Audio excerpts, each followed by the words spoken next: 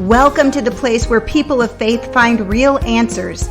We believe women deserve more than just religious band-aids for their most difficult and destructive relationships.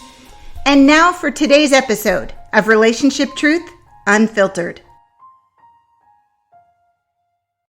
Last time on Relationship Truth Unfiltered, we heard part 1 of Leslie's interview with Gretchen Baskerville, author of the book Life-Saving Divorce. We learned that God does care about women, and He has from the beginning of time. In fact, He put a number of requirements in the Old Testament about caring for even what was considered the lowliest of women in that culture. Today, we're going to continue to unpack what God has to say about marriage and divorce, things you've never been taught in the church. We'll answer questions like, is divorce always harmful to kids? Is staying for the kids always the right thing to do? And is divorce only permitted when there's sexual infidelity? And finally, how do you respond if you're being judged or attacked for leaving a destructive marriage? So here is the second part of Leslie Vernick's interview with special guest Gretchen Baskerville. You know, I think some people come at it from, well, that was the Old Testament. Jesus said marriage is a permanent covenant and no man should separate that. So how do you tackle those differences? I mean, David Instone Brewer does a great job of describing this. And I have it also in my video on God's protection of women in the Bible. But basically, the religious leaders, for example, in Matthew 19, were deliberately trying to trick Jesus and endanger his life by pulling him into a discussion on the meaning of Deuteronomy 24, 1 through 4. And they were asking him, do you side with the rabbinic school of Shammai that says that Deuteronomy 24 is only talking about sexual immorality? Or do you side with the rabbinic school of Hillel that says Deuteronomy 24 means sexual immorality or any other reason you don't like your wife? And Jesus said, no, Deuteronomy 24 is referring to sexual immorality. Now, it's interesting. You and I probably were not brought up to know this little tidbit of biblical and Jewish background. But this has been known for well over 100 years. I found a commentary from 1840, talking about this specific event, talking about the school of Shammai and Hillel and Jesus facing off with the Pharisees who are trying to get him to take a position on Deuteronomy 24. Now, here's what's so interesting. Jesus' own cousin had just been killed over his opposition of King Herod Antipas's marriage of his brother's wife. So this was the Pharisees trying to do Jesus in. If Jesus came out strongly about divorce, Jesus could be in danger of being killed by Herod Antipas himself. But Jesus did indeed say, Deuteronomy 24 is about sexual immorality, not just simply divorcing a woman because she burned your toast. One of the things that I find is kind of hypocritical in our churches is that oftentimes we'll say, well, you know, Exodus 21, 10 through 11 and Deuteronomy 24, they don't really apply anymore. Those are Old Testament verses. Mm-hmm. And yet, what verse do they cling to? Malachi 2:16, the God hates divorce verse. And they view Malachi 2:16 as the traditional view that has always existed. The problem is that's absolutely not true. The interpretation God hates divorce was invented by King James I of England and his translators. Prior to that time, it had never been interpreted as God hates divorce. The book of Malachi was written nearly 500 years before Christ. So from the time it was written to the time King James wrote his translating team wrote their version was 2,100 years. For those first 2,100 years from the day it was penned, it was never interpreted as God hates divorce. Not by John Wycliffe, not by Martin Luther, not by John Calvin, not in the Septuagint, not by Jerome or the Vulgate. They all interpreted it as a condemnation of a man who hates his wife and just unjustly divorces her. So the King James Version was a radical departure. Right. It went way off the ranch. The good news, how do we know what that scripture really says? Well, because we found the Dead Sea Scrolls. And the book of Malachi interpretation was finally published in the 1990s. And that is the oldest known copy of the verse. And since 1996, no new major Bible translation has used that wording. Not the ESV from Crossway, not the Christian Standard Bible from Lifeway, which is the Southern Baptists, and the translators of the NIV, which was published originally in the 1980s, I think, if memory serves, they actually changed their translation of that verse in their 2011 update. So why are pastors still saying it when they've been in seminary and they should have heard, hey guys, we got an update? That's right. They should know. They should know. If anyone listening would like to really dig into this and see what all the earlier translations said, go to my website, lifesavingdivorce.com, Malachi, Malachi, and that will give you more information about that. I kind of feel like I've really dug in there, but there's a lot. It brings us to a point, though, I think that it's really important, Gretchen, and I think I would love to talk about this because I think for many Christians, but especially Christian women, we've kind of deferred our decision-making power. We've given up even our intellectual power to the man above us, whether that's our husband or whether that's the pastor, whether that's the male counselor. And if they say that's what it says, we sort of take that as true without ever saying, let me check this out for myself. Does this really sound right? Does this sound like God? Does this sound like the character of God? And I'm not talking about just having everybody tickle my ears and say what I want to hear. I'm saying do your work, because there are many people who say the Bible says stuff, just like they said the Bible says Blacks are inferior and slaves are biblical and all of the things that they said 100 years ago.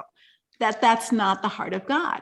And so I think we need to do our homework and see, just like you did, what does the Bible really say? What is God's heart on this? Right. I mean, if you are really scholarly and you're familiar with the Greek and Hebrew languages, wow, jump into David Instone Brewer's 350-page book on divorce and remarriage in the Bible. He edited chapter 6 in my book, gives you the Reader's Digest condensed version of how to really look at these biblical passages. And I think that, to be honest with you, I do believe that most of our pastors are well-meaning. They don't, set out to go to seminary to hurt people, but I don't think they've read all the information on this. And frankly, if they're in a denomination that doesn't condone a divorce for abuse, then they're not going to take any chances of losing their job or not being seen as being compliant with the denomination. And that's why about half of Christians who divorce, and we're talking devout, volunteering, church-going Christians who divorce, they actually switch to another church while they're divorcing because they don't want to deal with the judgment, the gossip, and the stigma at their home church. You really need to find support. And it's tough to do when you've got a church that's kind of locked into this mindset. And then they also tend to believe a lot of other myths, like your children will be destroyed by divorce. And we know that's not true either. 30 years of research tell us that divorce saves children when the marriage is highly toxic. Divorce is actually a net benefit. In other words, divorce is beneficial for kids where there's high conflict, high stress, high tension, high discord marriages. I think that one of the things that we're learning with brain science is that, we have parts of our brain that are wired for safety, and there's parts of our brain that are wired for growth and development. And when you're in safety mode, when you're in fight or flight, when you're constantly in tension, your growth mindset is shut down because all of your energy physically and psychologically is geared to figuring out how to stay safe. And so if you're in a home environment or you're in a war zone, or you're in any place where there's gunshots or anything that's scary, you're with an abusive person, it's pretty hard to stop that fight or flight kind of feeling. Even if you can't do anything, it's still inside of you, and you're not moving into growth. And so children aren't learning, they're not developing, they're not maturing. And so that trauma environment, that tense environment in their lifelong learning environment, they're just not able to mature and grow as God would call them to. And so studies have shown that when there's a lot of toxic environment and contention and fear and trembling, even if there's no outward physical abuse, there's still damage done to the development of children. Absolutely. And why didn't anyone tell us this? This has been known for 30 years. And it's shocking to me that somehow this is well known in the halls of academia, but it never trickles down to us. And instead, we continue to hear from our churches and from Christian marriage authors, not you, not me, and from Christian organizations that divorce is universally destructive to kids. And in reality, they studied kids in various levels of toxic homes, and they found that when a parent chose to divorce and get their kid out of there, and they compared them with kids whose parents chose to stay married, the kids who in the single parent home now, the divorced home, were up to 10 times higher well-being than the kids whose parents had chosen to stay together or felt like they couldn't divorce. That's probably a better way of saying it. Right.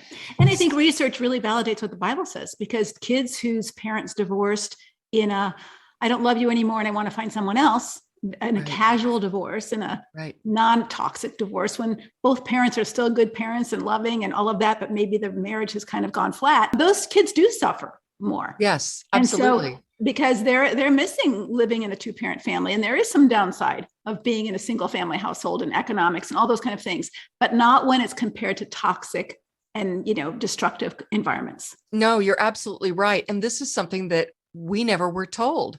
So exactly what you said, if the home is safe and accepting, divorce is a horrible thing for the kids. Mm-hmm. If you just leave because I'm bored, oh my goodness, those really are destructive to kids. Mm-hmm. But if there's serious marriage endangering sin going on, those divorces are actually beneficial for kids, and science has documented. Mm-hmm. So it's something that we were never told. And I don't want to make anyone feel guilty who's listening to this. We literally never knew. And so don't feel guilty that you stayed for the kids. I believe that God will truly honor that. But it's time, once you realize the truth, it's time to go. And researchers found, they were studying 7-year-olds whose parents later on divorced, and they found that the 7-year-olds had behavior issues years before the divorce, because the kids were internalizing all the tension. They could see what was going on. They may not know details. They may not know who cheated with whom, but they could tell something was really wrong, and they could tell there was bad behavior going on. And so we sometimes try to tell ourselves, well, the kids don't know. Well, yeah, they do know. I mean, not any details, but they sense it. Absolutely. Yeah. Let's broaden this a little bit, because I think that, we've talked a lot about the Bible saying, okay, infidelity is grounds for divorce. Right. And infidelity for some churches means you have to get a picture or a video of your husband putting his thing into another woman's vagina in order to prove adultery. And we're not going to go there, but that's a very conservative point of view. But now we're broadening it to saying, what if your husband is abusive? What if he's verbally abusive? What if he's economically abusive? What if he's oppressive in a patriarchal, I'm the boss, it's my way or the highway kind of way, and you're dying inside, but you don't really have any proof that he's cheated on you? How do we wrestle with that biblically? How have you come to, because a life-saving divorce isn't just for a man who's been sexually unfaithful, but it's a man who's been covenantally unfaithful to his marital vows. And how do you use the Bible and see the Bible extending that term unfaithfulness to mean more than just sexual intercourse with another woman? So I would suggest there are two passages of scripture we rarely look at. One is 1 Corinthians 5:11. And Paul is writing to Christians, and he's saying, but now I'm writing to you that you must not associate with anyone who claims to be a brother or sister. That's probably someone at your church. That's someone who says all the right things. That's probably someone who knows their Bible inside and out, but is sexually immoral or greedy. So those are your financial abusers. An idolater or slanderer. So those are your emotional abusers. A drunkard. Those are your addicts. Or a swindler. Again, that's your tricky, deceitful, usually a financial abuser. Look what Paul says. Do not even eat with such people. So you're not supposed to associate with them, and you're not even supposed to eat with them. Now, I get pastors all the time who say, well, that doesn't apply to marriage. I said, it doesn't. Show me where that doesn't apply. If God doesn't even want these people welcome in our churches, he certainly doesn't want them in a 24/7 marriage. The other passage that I think is really important that we rarely look at is 2 Timothy 3:1-5. But mark this, there will be terrible times in the last days. People will be lovers of themselves. So these are the egotists, lovers of money. Okay, so these are the people who they're going to throw you under the bus for money. Boastful, proud. Wow, these are the arrogant people. Certainly sound a lot like narcissists. They're abusive. It's not even necessarily violent. They're abusive in the things they say. There are dozens of Bible verses about staying away from angry men. They're disobedient to their parents, ungrateful, unholy, without love. And what is the one thing that Ephesians 5 tells men 5 times to do is to love their wives. Okay. They're unforgiving, slanderous. Okay. So they say bad things about people. They're without self-control. So again, those are the addicts. They're brutal. Okay. There's some violence. They're not lovers of the good. They're treacherous. So they actually plot to do these things. They're rash, meaning impulsive, conceited, lovers of pleasure rather than lovers of God, having a form of godliness, but denying its power. Have nothing to do with such people. Well, a form of godliness means they're walking around portraying themselves as Christians. Here is Paul saying, have nothing to do with such people. It doesn't say have nothing to do with such people unless you're married to them. So the Bible takes this kind of behavior really, really seriously. And if anyone would like kind of a list of the major Bible passages on divorce and on abuse, I'm sure you've got a great blog post, which they should go to first. But when they're done looking at yours, go to lifesavingdivorce.com, abuse-in-Bible, and that will give you all the Bible verses there. But I think it's just really important to know that God does not approve of treacherous people. You really have to look at abuse this way. A woman has been resisting the abuse from the day it started. She has tried saying no.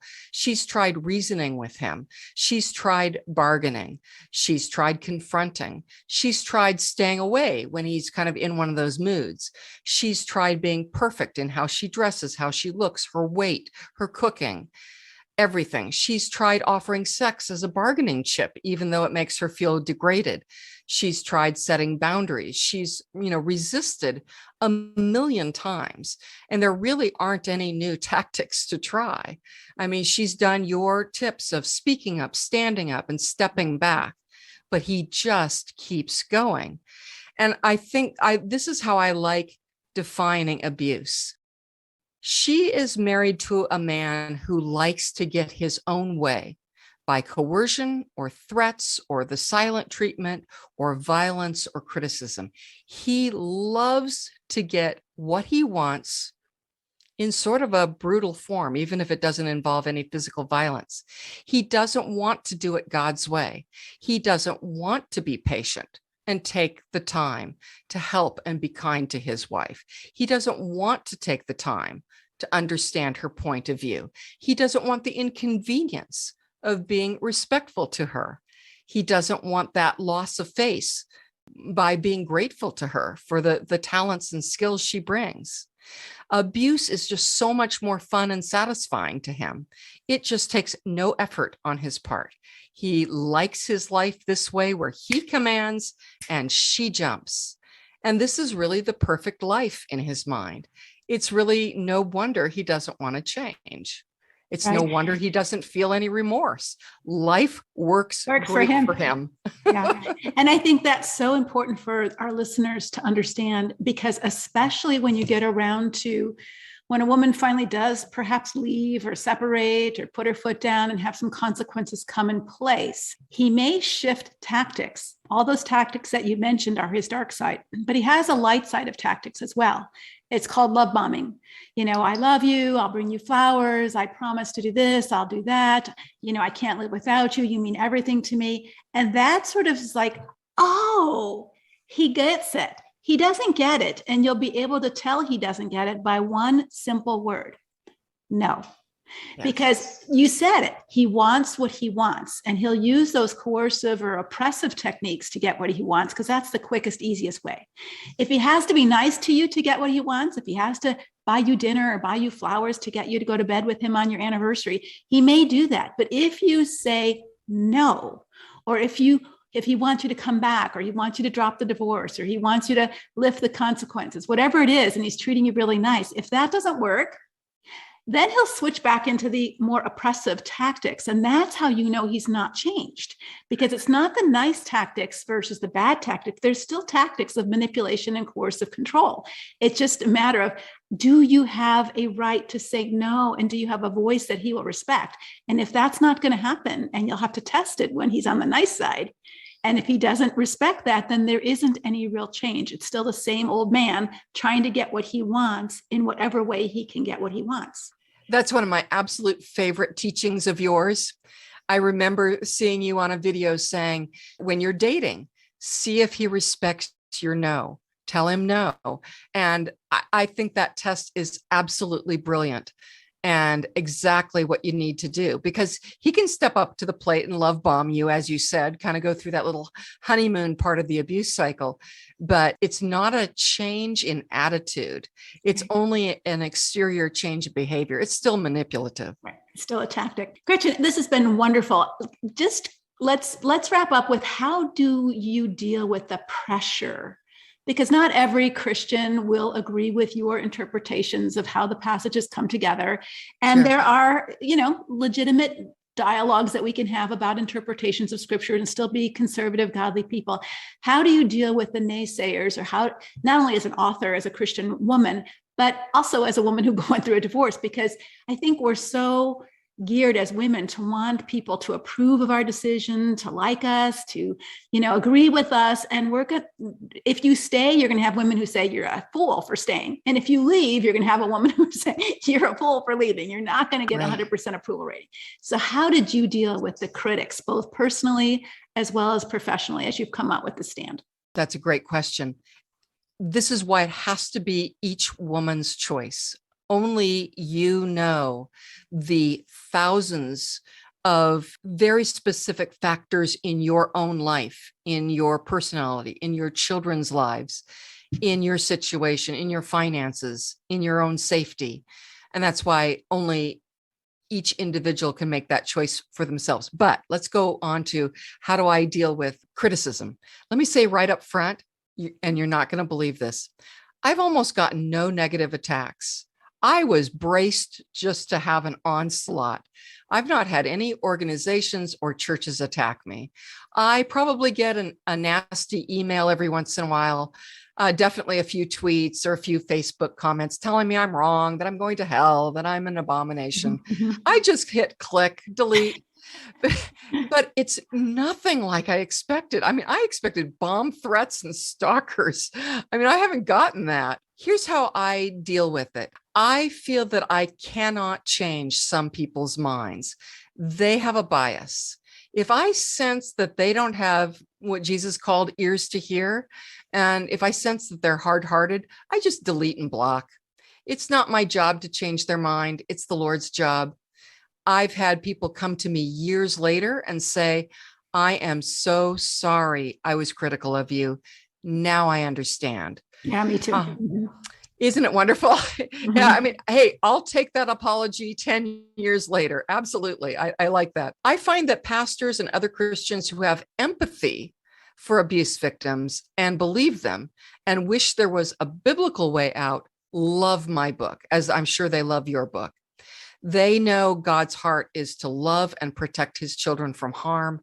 You know, Jesus came to set the captives free. God in the Exodus is in the business of rescuing people from bondage. For listeners who are getting attacks from friends and family and church, I would give this bit of advice. I would say put those people on the back burner for right now. Right now, they just aren't safe. And this is why half of Christians switch churches when they divorce. They just don't want the judgmentalism and the gossip and the pressure. I'm not saying you get rid of them forever. I'm just saying distance yourself. And then I think you need to find a loving community of people who believe in life-saving divorces, like your Conquer group. Because for every minute you spend wasting your time trying to convince a closed-minded person, you're depleting your own emotional and spiritual reserves that you need for yourself and for your kids.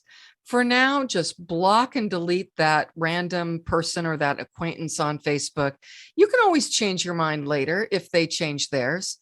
But you need that margin in your life. You, Leslie, talk about the core all the time, strengthening your core. Mm-hmm. And part of strengthening your core is to put on your emotional Kevlar vest, that bulletproof vest, and put up your hand and say, no, I'm not going to let you speak into my life. And that means you're not being mean to them.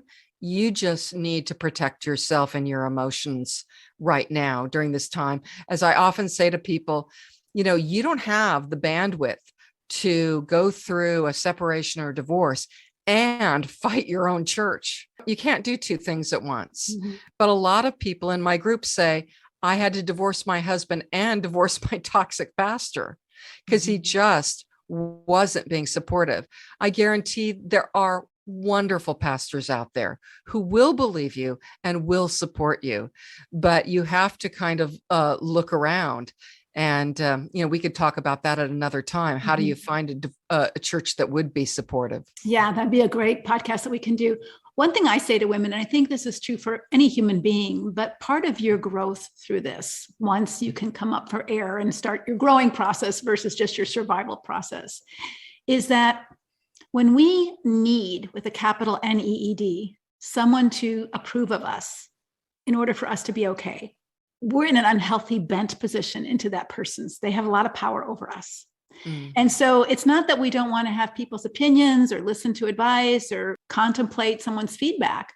But when we're scared to do what we know is the right thing for us because someone else disapproves, then we're in an unhealthy bent position toward that person. So part of recognizing, oh my gosh, I'm caught by the fear of man. I can't make this decision because my mother's going to be mad at me, or my sister's going to disapprove, or my neighbor's going to criticize. Then we're saying, I'm living my life in order to get your approval, instead of I'm living my life both for my own approval and for God's approval. And that's all the approval you need. And when you're trying to get everybody else to think what you're doing is okay, you're going to be in sinking sand in any issue, whether it's divorce, whether it's should I go back to college or should I go back to work or should I homeschool my children? I remember back in the day, 80s when homeschooling was all really the in thing. I'm like, this isn't for me.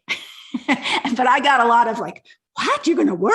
I said, yeah, I think I'm going to work part-time. This is not for me. But the disapproval in my peer group was big.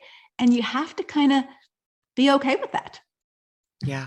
Absolutely. And I love how you're talking about authority. And my counselor turned to me and he said, who's the authority in your life? And I was shocked. I had never thought, who is my authority? Who do I report to? And I said, I think only God. And he said, good, that's a good position to be in. No one else has authority over your life. That pastor doesn't. One of the things that is really important to me is, this whole concept, there's this ideology out there that says, marriage is every marriage is holy. But I really think there are some very unholy marriages. I think that when A home where there's deception and sexual immorality or sneakiness or abuse or coercion or neglect or indifference is not a home that's holy. That's not a holy marriage. And as a single mother, and I was a single mom for 20 years before I remarried, our home was holy. We had integrity. We had trustworthiness. We had reliability, kindness, sacrifice, and genuine care for one another. So I don't think that the people who we think of as authorities, they have no skin in the game. It's not their life. It's not their sanity. It's not their kids. It's not their financial stability. They've got absolutely nothing. They've only invested as much as it takes for 5 seconds to condemn you or stigmatize you. Right. You're the one who pays the entire price, you and your children. So they don't get a vote. They don't get a veto in your life. You've got to do what you think is best and the timing you think is best in your life. I love that. I love that they don't get a vote. I think they can get a voice a little bit if they are important to you, and you can contemplate that and consider that, but they don't get the vote because you're the one who has to live with all of the consequences of those decisions. And I think for women, so often we have abdicated our decision-making power to our own peril, to other people in our life. So is there anything else you'd like to say before we go? We've gone a long time, and I really, really appreciate your time. I don't want to take advantage of that, but is there anything that we didn't say that you want to say before we go? Wow. Here's what I want to say. There is life on the other side, that God will never leave you or forsake you. I'm doing constant polls in my 3,000 member Facebook group, a private Facebook group. The last poll I did is at least one of your children happy you got a divorce? Did you know that almost 9 in 10 of the respondents in my group said, yes, at least one of my children is glad and supportive that I got a divorce. No one ever told us that it would be like that. Another thing that no one ever told us is that when you've been in a long, unhappy, read that as abusive, marriage, and it ends in divorce, it is most likely, despite what you've been told, that your next marriage will be better and happier. It's not a guarantee. 1 in 5 is not, but 4 in 5 are. Mm-hmm. So there's a lot of hope about the future, and get educated. Read my book, especially chapter 10 of my book, if you're looking to the future. People who leave get their health back in 8 in 10 cases. Their children do better. I don't think that most Christians divorce frivolously. If your marriage was, as we said, safe and accepting, don't divorce. Right. But if it's up there in the toxic and highly toxic range, research shows us that it's generally a good decision. Will it be a good decision in your case? Only you know for sure. Only you know the various factors in your own life and personalities and situation. But if you think it's time to go, go. And we never know the outcome of everything. And so we do the best we know how. And, so if we think it's time to leave and then it turns into a year of hardship, that isn't necessarily a decision that says, oh, you made a bad decision. It might be a year of hardship that you really grow and you really dig in and your kids grow and heal and are forced to do that because you're in such a bad spot, which then sets the scene for the next year and the next year and the next year. So I think sometimes we expect everything to be, if it's God's will, nothing bad will happen. And no. I mean, it took me 5 years to get back on my feet financially. And researchers know that those first 2 years are just rugged on you and the kids. And so I think that's why we need that support group. And I'm so glad that you offer this Facebook group for women going through this. And how could they contact you for getting into this Facebook group if they're going through a divorce and they wanted some more support and help? Right. Okay. So the group is called the Life Saving Divorce Private Group. It is all for people of faith. Look it up on Facebook and answer the 4 questions. And my moderators and I will check you out, make sure that you look like you're the real thing. But it's a wonderful place where we talk about everything, and you will not be jumped on. You won't be shamed. You won't be stigmatized. It's full of godly people, lots of pastors' wives, all sorts of people who gave their lives to serving the church and spreading the gospel who are in this group. I think you're just going to find it to be a wonderful, warm, and inviting group of people who are moving forward in life. Gretchen, thank you so much for your generosity in sharing with our group all the different passages that you wrestled with, all the different ways you have found God's love to be real and true and caring for the oppressed. And when you are in a marriage, you are the oppressed and your husband is the oppressor. And God isn't saying that's his plan for marriage or for life. And he rescues the oppressed. And so I just am so grateful for your wisdom and your willingness to share with my audience. Thanks a lot. Thank you so much, Leslie. Thank you for listening to Relationship Truth Unfiltered. Go to the show notes or go to leslievernick.com for a free test to see if you're in an abusive relationship. And be sure to subscribe to this podcast so you don't miss an episode. Until next time, may God bless your mind, your heart, and your home.